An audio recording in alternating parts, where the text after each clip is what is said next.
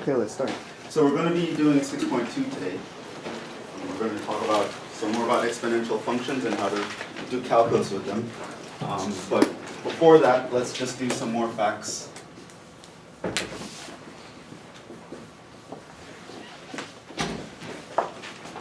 That will be useful in our discussion.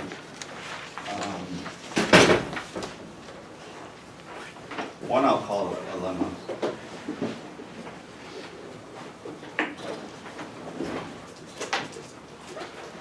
This relationship is true.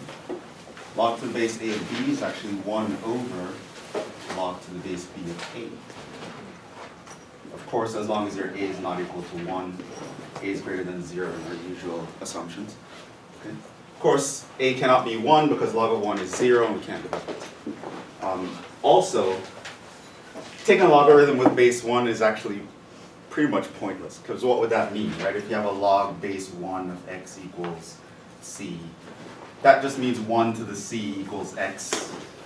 You know, you don't really get any information. 1 to anything is just itself.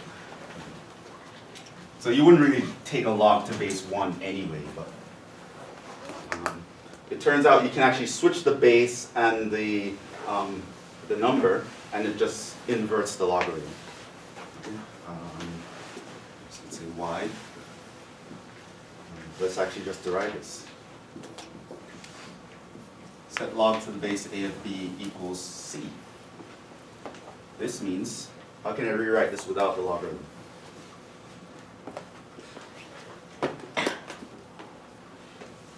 Yeah? A to the c equals b. Right, the base raised to that power gives us this number. Right? It's very important that you remember that. Okay? And so now what I can do is, I'm giving you some sort of strategies here. So we start with this, we want to get to there, which means I want to end up with a log to the base b in my answer. So what I would do at this point is take a log to the base b on both sides.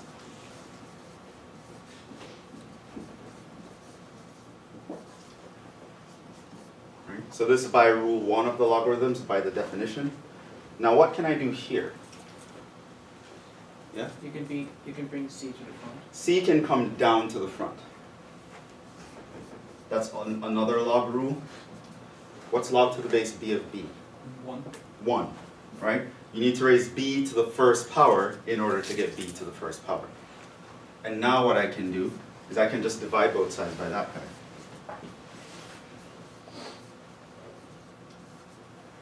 But what is c? C was the original logarithm.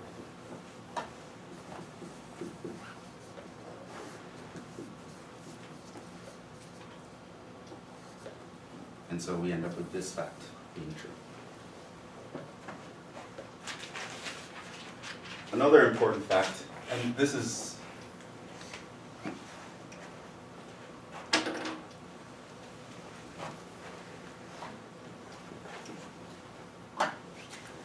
called fact 2. It might be a theorem, but I think it would actually function as a definition. If f of x is continuous, this was defined in Calc 1. And this is pretty much the definition. If you're taking a limit of this, what it ends up being is this guy equals this guy. Right? And the moral of the story is limits can pass through continuous functions. Right? So you can always bring a limit inside a continuous function. And if you have like a composite function, so for example, if you have something like the limit of f of g of x, you can actually think of that as f of the limit of g of x if f is continuous, right? That's the idea. Okay. So in Calc 1, you would have defined continuity by this equation. A function is continuous if the limit as x approaches the point of the function is equal to the valuation of the function at that point. But a broader consequence that you can take from that is that if our function is continuous, you can shift limits in and out. So that's another important fact.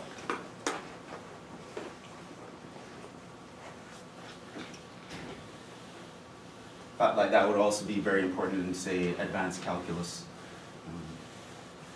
where you're proving things, and some like real analysis, for those of you who are math majors. Fact 3, we're going to talk about the number e.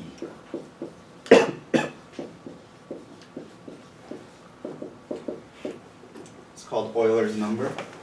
It's attributed to Euler, but I think people have been kind of hovering around this number for a while. Even when logarithms were invented, this was kind of always in the background. Probably one of the first places you would have seen it is with compound interest. E is this limit. Limit as n approaches infinity of 1 plus 1 over n raised to the nth power. And that formula might seem very strange to you at first, but when you realize what it actually is, it becomes sort of, you can kind of see where this number actually comes from in nature. Right? You can't actually have infinity in nature, but where this actually comes from is you take the compound interest. So it really sort of developed in like the banking industry when lenders were trying to figure out how much profit they could make by charging certain interest and compounded it ever so often if their profits would be unbounded or there's a limit to their profit. This is the value if $1 is compounded at 100% interest for 1 year continually. Right, so and it's going to be approximately equal to 2.71828. It's going to be a bunch of. So it turns out that you can go to the compound interest formula, plug in t equals 1, so you're only doing it for 1 year.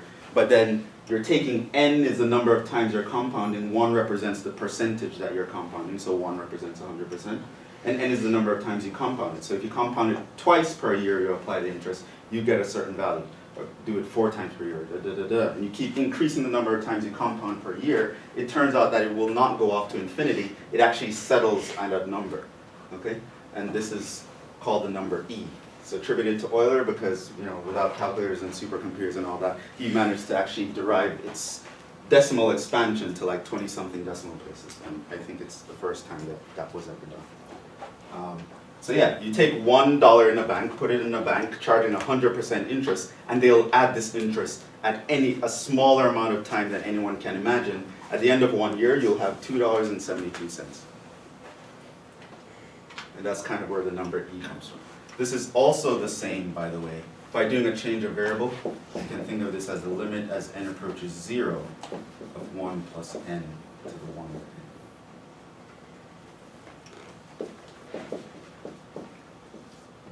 So these are two very important things. We'll use it ever so often. We'll use it today, and in the future we'll use it when we're talking about power series. And we'll also use that fact when we're doing certain limits, actually, as well. So it's a very useful fact. E is going to be a very important number. You'll see why very soon. So that's just reminding you where it came from. Has anyone seen these limits before? Well, some of you have. Yeah, I was just talking to another professor earlier, and he said not everyone does this in Calc 1. The syllabus changed to include talking about exponentials and e, but there's some process of time for everyone to adopt it. So some of you might have seen this, some of you not. Yes? So a definition says that the $1 would settle no matter how long you compounded it to $2.72? Not how long, 1 year. You're restricting it to 1 year. Oh, they're only restricted to 1. Yeah.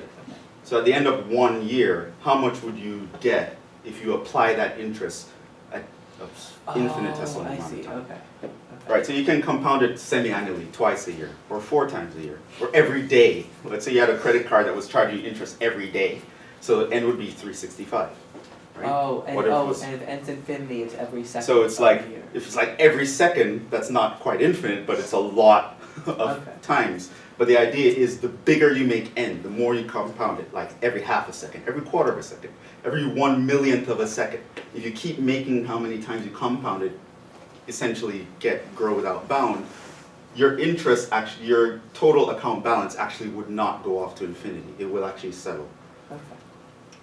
Okay, so there is a limit. So compound interest is very powerful, but it does have its limits. No pun intended. So now we can move on to 6.2. Here we're going to talk about exponential functions, and in particular calculus with exponential functions.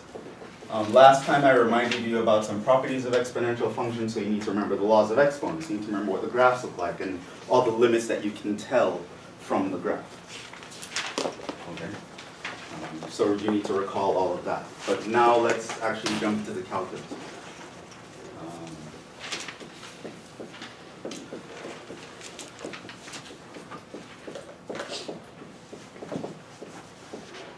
Let's do the calculus.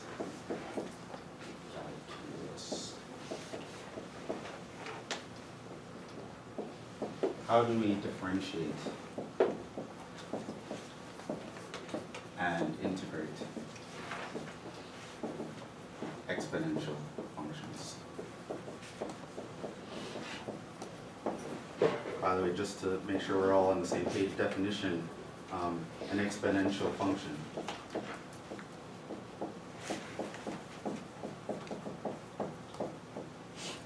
has the form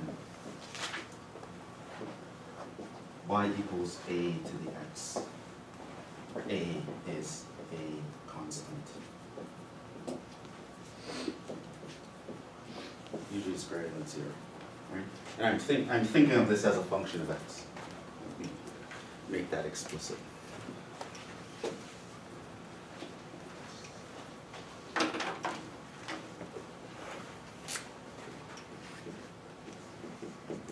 So I'm thinking of x as my independent variable and a as a constant. So something like y equals 2 to the x, or y equals 1/3 to the x, or something similar to that. We call that an exponential function. And their graphs look just like the graphs that we did last time. By the way, notice that something like 1/3 to the x, you would rewrite it as 3 to the minus x. And so its graph would actually look like that, as opposed to this graph look like that. Okay. So things like that, I expect you to be able to take what we did last class and do these little manipulations with. Okay. Let's figure out how to differentiate that.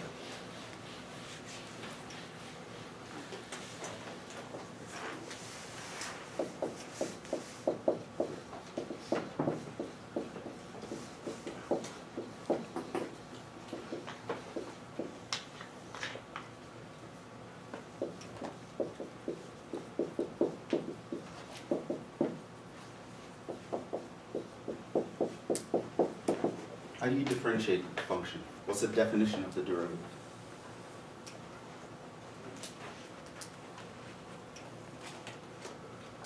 The limit definition of derivative, anyone remember? The limit as h approaches 0 of f of x plus h minus f of x quadrate h. This is called the limit definition of a derivative. It's when you derive the slope formula and you kind of took the limit of secant lines. You went all over this in Calc 1, so I'm not going to really explain that, but that's the definition of derivative.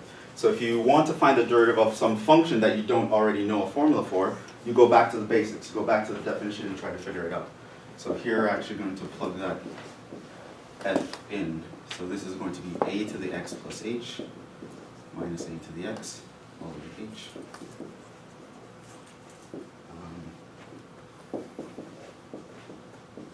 Laws of exponents says that's actually a to the x times a to the h. And because the limit is dealing with h, we can actually factor a to the x outside to the h minus 1 over h. And so the derivative of a to the x is actually a to the x times some number. Now, this limit is sort of It's not super hard once you see the trick to doing it, but it is, calculus books tend to avoid it. Your textbook actually did avoid it, and your textbook did said something like, oh, we will define the number e to be the number such that if I plug it in for a, this limit gives us 1, right?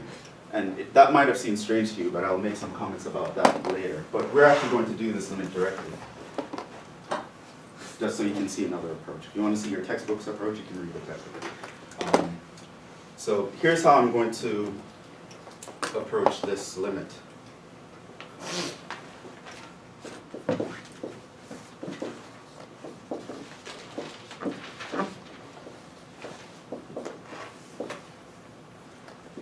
I'm going to do a change of variable. Set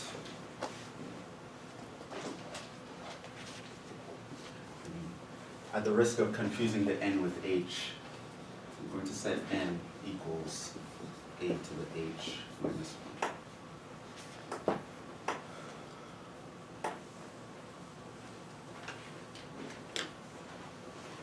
First thing I want you to note about this substitution. Note, as h approaches 0, n will approach what?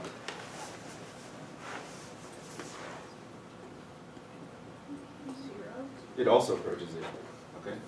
That's one thing you should notice.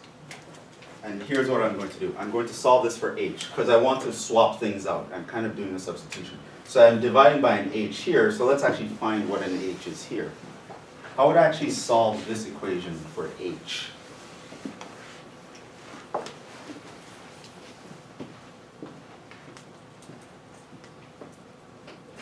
Was there solving exponential functions in the homework? 6.2.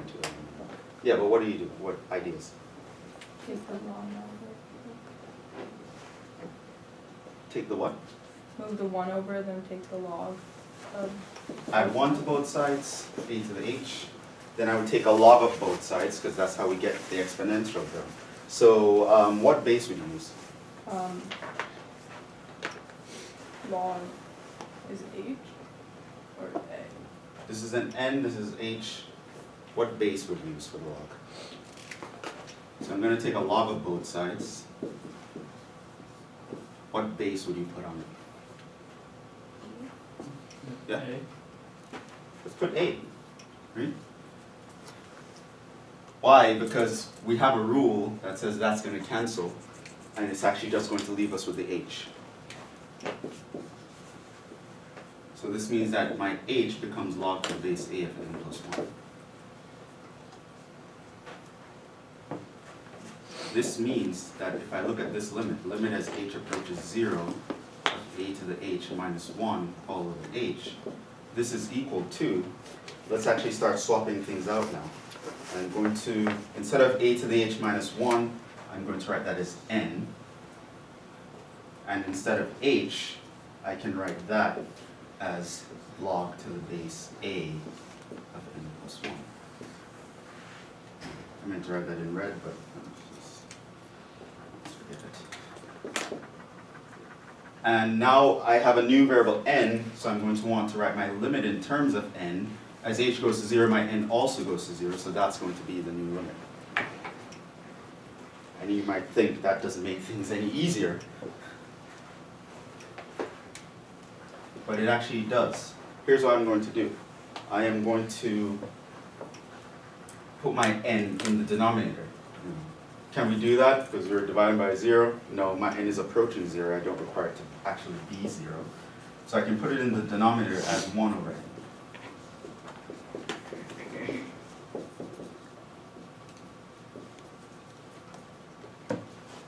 That's valid. 1 over n is equal to n, as long as my n is not 0.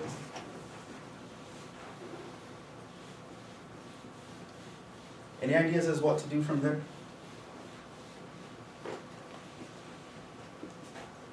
You're just creating a basketball. I don't know what the hell you're doing.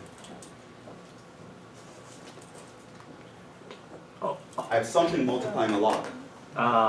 You put the the 1 over n in as the exponent of the logarithm, and that happens to be equal to something that we know.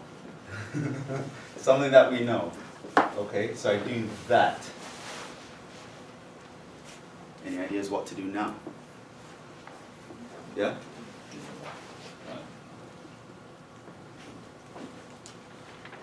Mhm. That's E, isn't it? Almost.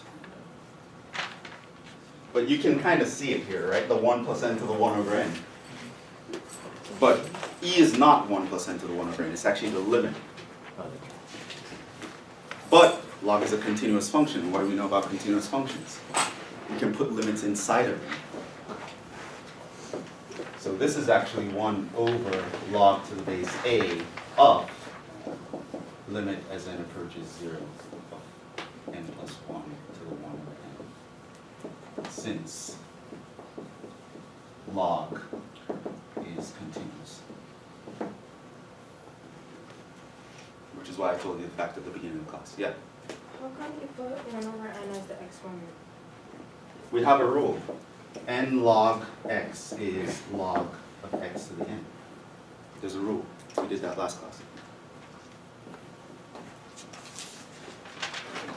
So this is basically 1 over log to the base a of the number e. Surprising that that number showed up here. I want to rewrite that because that kind of looks ugly.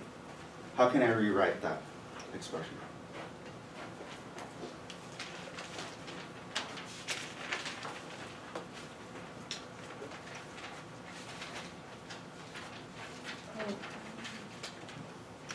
Is log base e to the a of a. Log base e of a.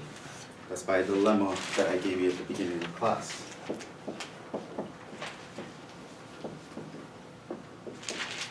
What was our notation for log base e? ln. So it turns out this limit here is equal to the log of the number a, as in ln of a.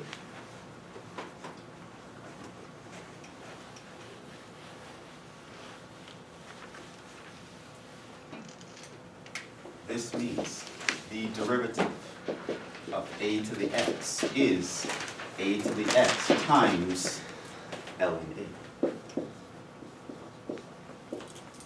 And that is the first major formula in this section. Yes? I'm just confused, why can't an exponential have a negative base a? 1 is not necessary because you can just factor that negative out. Okay. Oh no, I mean like an exponential function, you wrote a greater than 0. Because it kind of makes computations trickier, because then you have to worry about if the particular value you're plugging in is the power positive or negative, and is the power even or odd, and should I be a negative and a positive. So it kind of makes things kind of annoying. But if you have something like minus a to the x, you can just write that as like minus 1 to the x times a to the x. And then anything you're doing with this, you just do it with that, and then Okay. you apply a sign as an afterthought. So it's really kind of to make things just nicer computation. Okay. And you're not really losing anything. So that's the first main formula. This also implies something else. If a equals the number e, this means that the derivative of e to the x is e to the x ln of e. What's ln of e? It's 1. So we get that the derivative of e to the x is just itself e to the x. Another super important formula. E is the only constant in which as an exponential function, its derivative would be equal to itself.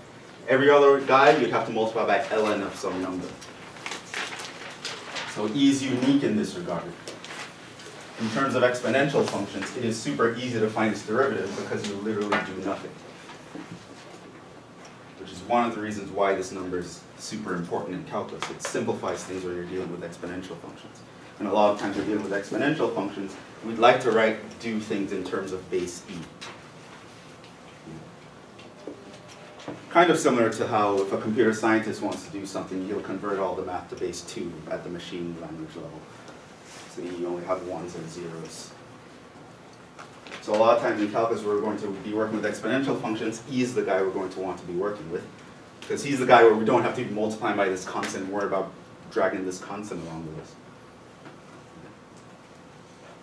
Now the approach your textbook took was to say, assume there is some number that made that limit 1, and we call that e. Right, so when it got to this point, the derivative of a to the x equals a to the x times the limit as h approaches 0 of a to the h minus 1 over h. They said, pretend there's some number that makes that limit 1, just to make things nice, and then they kind of work backwards from there. And from that, you can say, let e be a number so that, so this is kind of the textbook's approach. Let's just talk about that very quick. So that this limit, e to the h minus 1 over h equals 1, and so you can immediately get that the fact that the derivative of e to the x is e to the x. And then you can say that the derivative of a to the x is, and here's where they did something kind of strange at first. I actually didn't read far enough to see if the textbook actually did this. But how I would have probably done it, given this fact, how I prove this fact is I would actually rewrite it as something like that, right? Which is a rule that we have because e and ln's are inverse functions. Right? This would mean that I can bring this x down in the power, and e to something I know how to differentiate, I would just use the chain rule. So that just becomes the derivative of this guy, which is itself, times the derivative of the inside function. So then I would get a to the x ln a that way. So you could have taken that approach and you'd end up with exactly the same two formulas.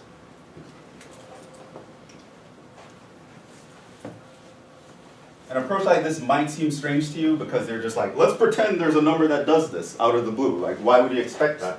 They had good reason to expect that, and that's actually not as strange as you might think. An approach like this is something that's very common, especially in something like differential equations.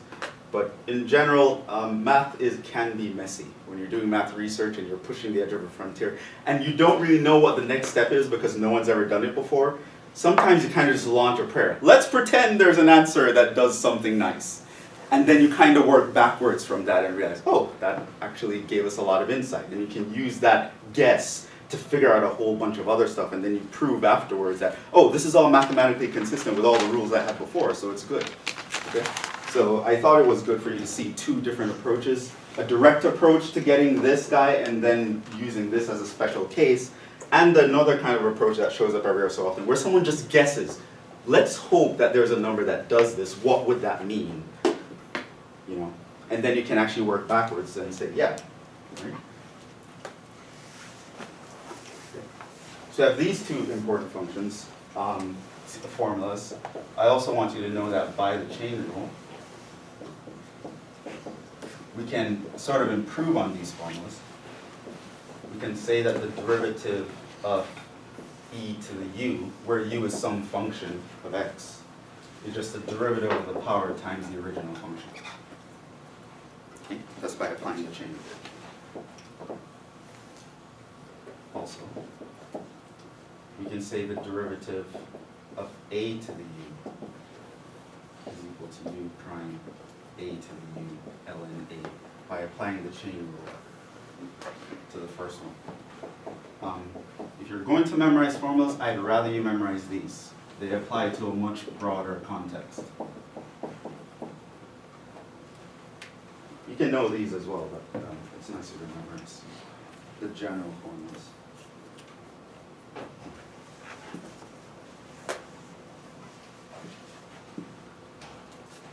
Also,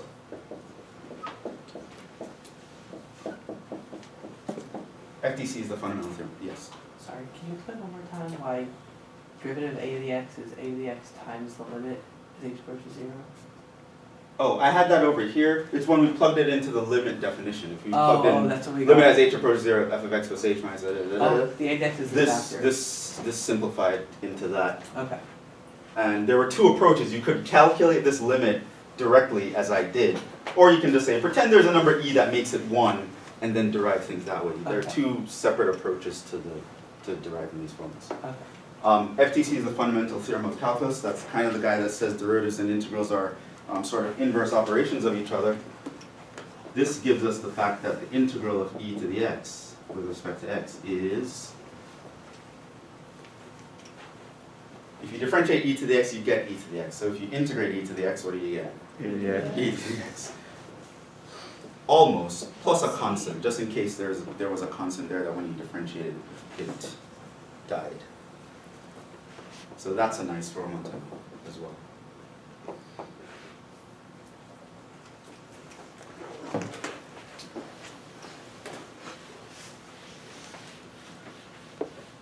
I'll do a special case of that formula just because it shows up often enough to just know it as a separate formula.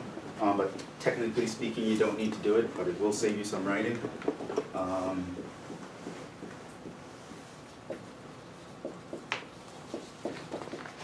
Integral of e to a constant times x, right? Like e to the 5x, e to the 3x, e to the pi x, e to the 1/3 x.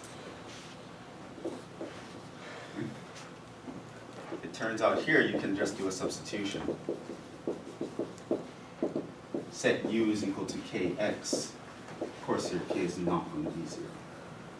Because if I have e to the 0, it's just 1. It's the integral of 1, I use the power 1. So this means that du is equal to k dx.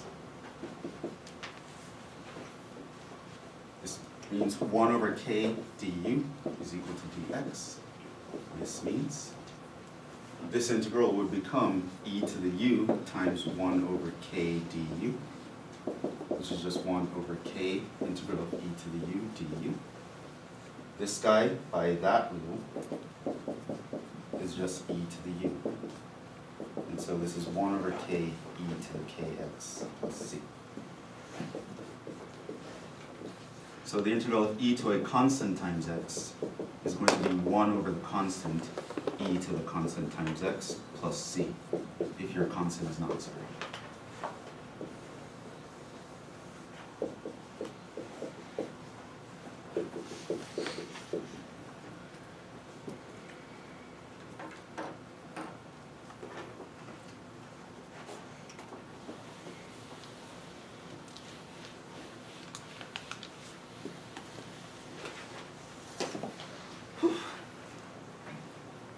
So we derived all the formulas that we need in this section. So right now we're just going to do some examples so you can actually see these guys in action.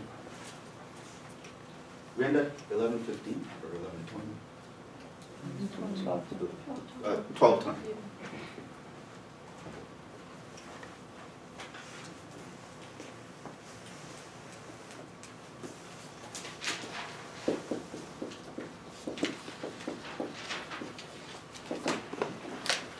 So you don't have to know how to derive any of this.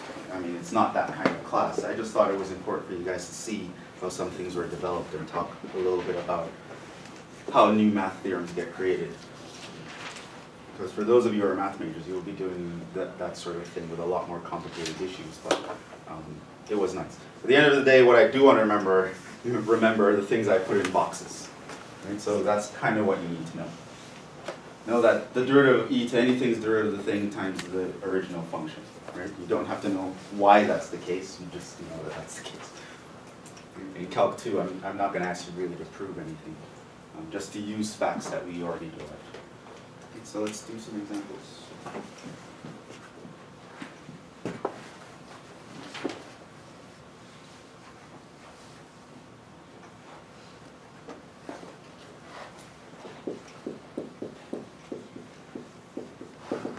Solve for x.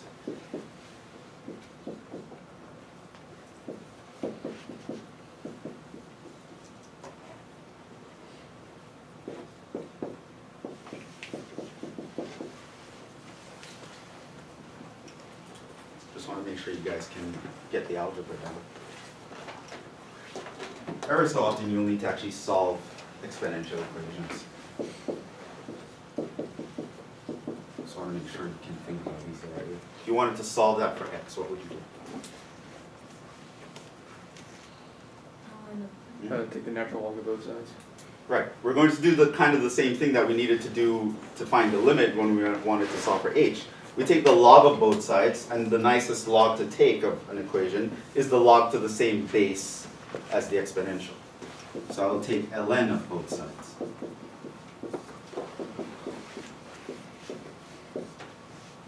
If this is equal to that, then ln of this is equal to ln of that. Why? ln is a one-to-one function, which we discussed last time. So what can I do with this?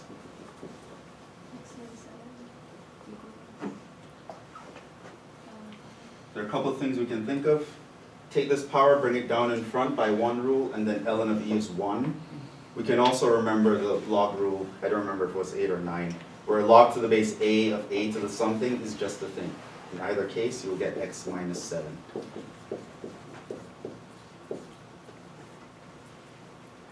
So this means your x is equal to 7 plus 1.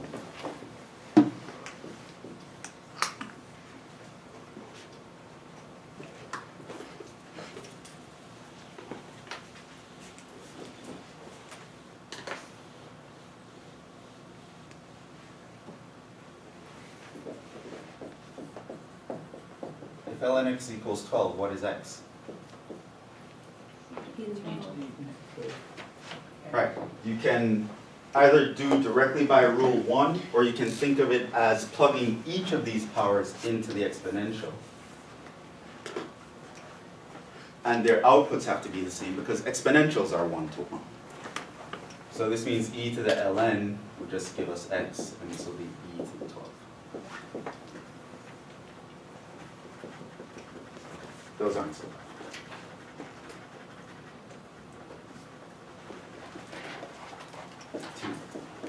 Find this limit. Just one example, because we will be revisiting limits here, and we'll show you some new techniques there. So for now, I'll just do one example. We'll do a lot more later on when I teach you something like L'Hopital's rule.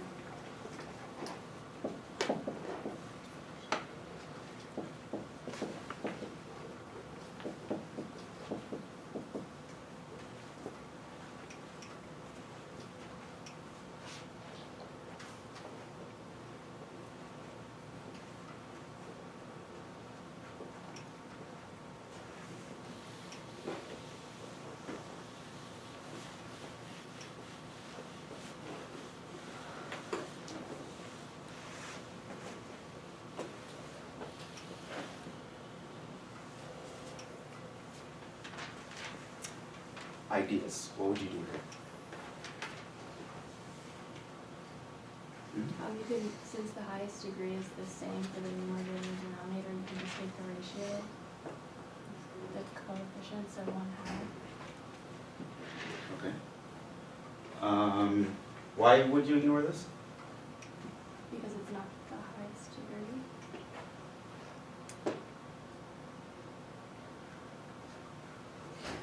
Okay.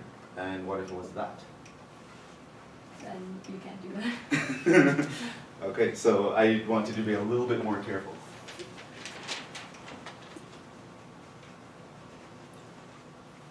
But yes, you're kind of applying the technique that when we have a ratio of polynomials, how we can just look at the highest power of x, and that determines what the limit is. But for other kinds of functions, you have to be a little bit more careful. But the idea is the same. You basically want to know who are the biggest guys, and you ignore all the little guys. So in this sense, because we're going to positive infinity, this guy is going to go to what? What would e to the minus 3x look like? 0. That guy. So as you're going to infinity, you know this guy is going off to 0. And that's why you choose to ignore this one. Right? So you have to look at each individual function and kind of think of their behaviors.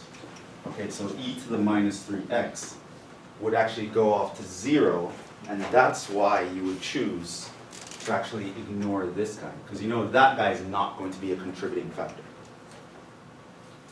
So this limit is actually equal to the limit as x of this guy. You can sort of ignore that. Okay? The functions are not the same, but the limit will be the same. Okay? And now you can kind of cancel these. Just have the limit as x approaches 1/2. which is 1/2.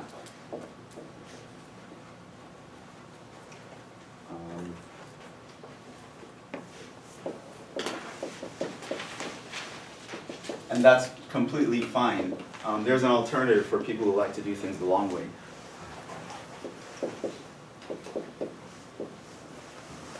But I don't care. I like being short and efficient, especially with things there's no need to really do it the long way.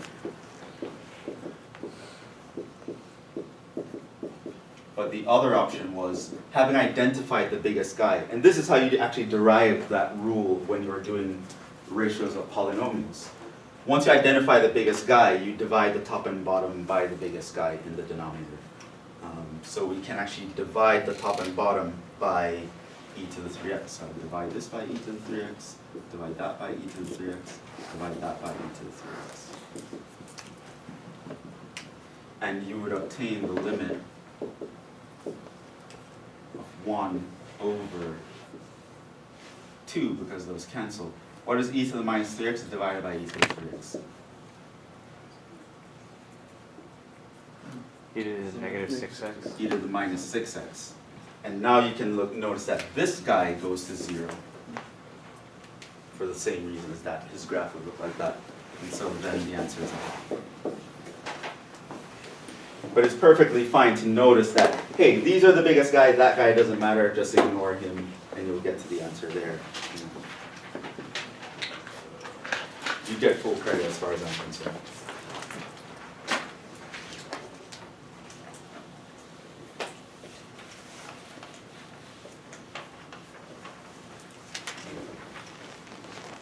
So that's just talking about some limits.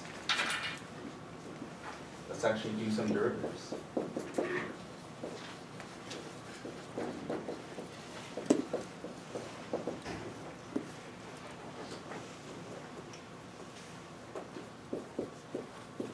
Differentiate e to the x squared. Differentiate e to the x. Differentiate e to the 5. Differentiate t to the x.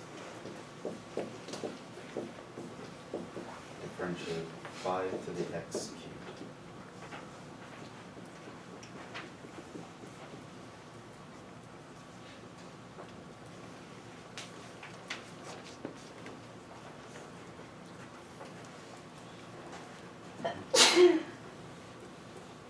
Bless you.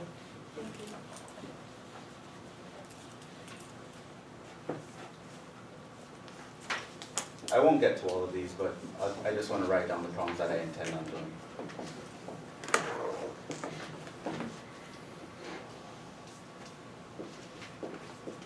Find the integral of x e to the x squared.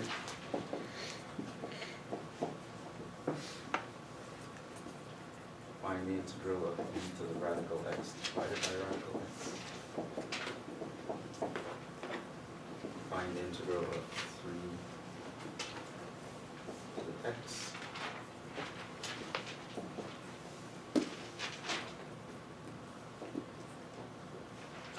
Find the integral of x squared by e.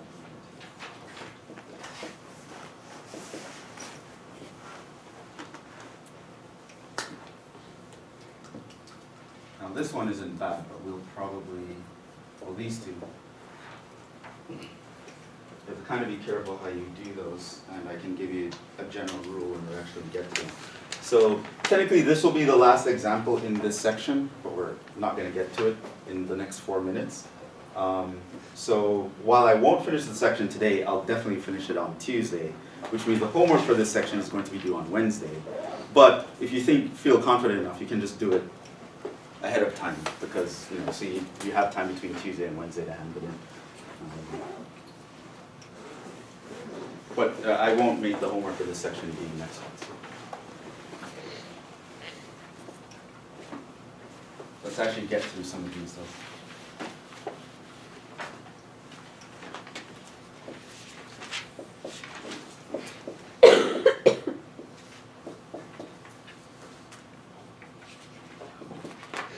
there of e to the x squared? 2x e to the x squared. 2x e to the x squared. Why? You take the derivative of u, which is In that x case, squared. the x is like your u, and the rule says you do u prime times e to the u. Not that. E.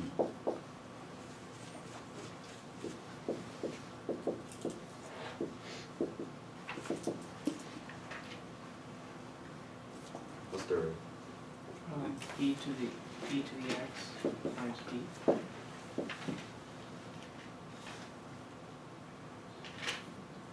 is that it? Oh, EX. Okay.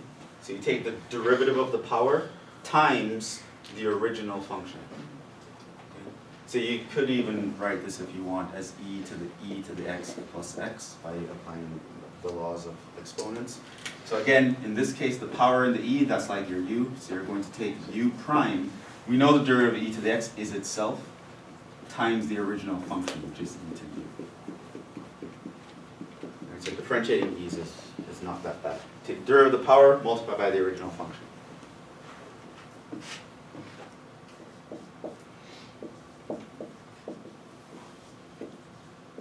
What's the derivative? 0. Why? It's a constant, right? Students often forget just because they see e to the x in that graph. E itself is a constant. E is a number, just like pi has a value, 2.71828, blah blah blah, right? It's irrational, so it doesn't have a repeating decimal. The decimals will change, but e is a number. So if you have e and you raise it to a number, you're just raising a number to another number. That's a constant. Okay. E is a constant. This means e to the c is a constant. Or any constant c. Okay, derivative of a constant is 0.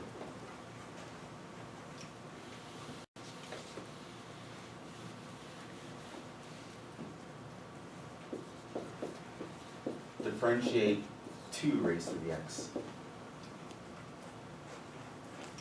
2 to the x, 1 2 to the x times ln 2. And this is just like if we have, this is like your a. So the derivative of that is a to the x times ln a.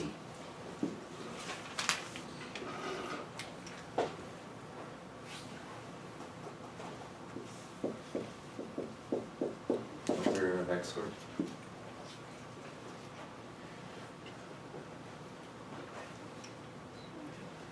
Oh, Power rule. Okay. There is a big difference when the base is a variable and the power is a constant versus the other way around. Right? See how it kind of took you a while to change gears? Yeah. In a text, I can put like a bunch of these guys and you see these guys, two guys short. You need to not get confused. You need to remember, okay? Base is a constant. It's a different formula from if the base is the variable. We're also later going to look at functions where both the base and the power is a variable. Let's just do this quickly and then get out of here. What is this? 3x squared, 5x cubed. Right. And I'm just using u prime times 5 to the u times ln. We're just at nothing.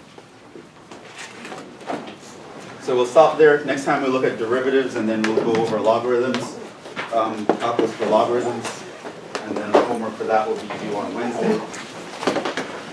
And the quiz next week is also on Wednesday, and we'll cover everything up to